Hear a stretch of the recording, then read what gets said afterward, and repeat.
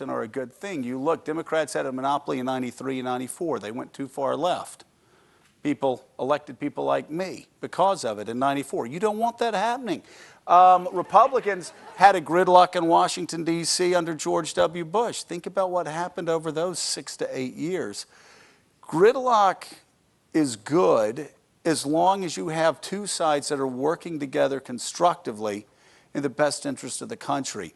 Something's been lost. And Mika, your dad, and Professor Schwarzenegger was talking about meeting your dad in the White House, but your dad... He didn't insult you, did he? No, he was wonderful. We both had an accent, so that was nice.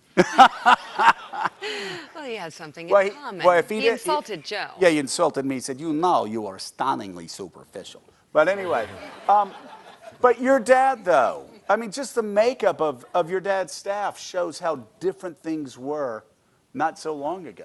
Well, there are certainly components to gridlock that help the process along, and I think some of those key components that may seem ancillary or on the side are far more important than maybe we thought. And that is sort of the joy of the process. That drink between the speaker and the president is because they just so enjoyed the process. Whether they hated each other during the day, there was something about being there and serving and a responsibility to country. And I would take it further and say that the joy involves also families mixing together and opposing sides socializing and their children meeting. And all those things happened all the time when I was growing up in Washington.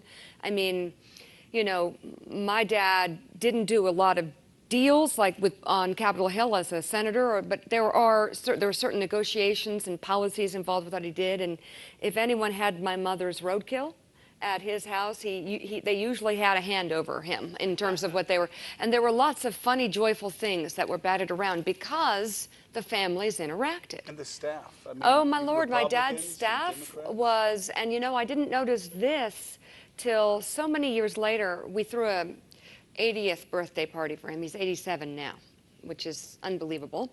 He gets meaner by the day. Yeah. You think it's not possible? Oh, no. He just gets Stronger. more honest, Joe. He's good, yeah. More honest. Yeah. But his staff, the NSC, threw the party, and the family was there. It was Condoleezza Rice, Madeleine Albright, General Odom, Bob Gates. These are the guys and women who worked for him on both sides of the aisle, who've become the greats, but worked for him because he wanted to be challenged. And, you know, then you look at the media, and there's a whole section of the media where nobody wants to be challenged anymore. They just go to their corners. All these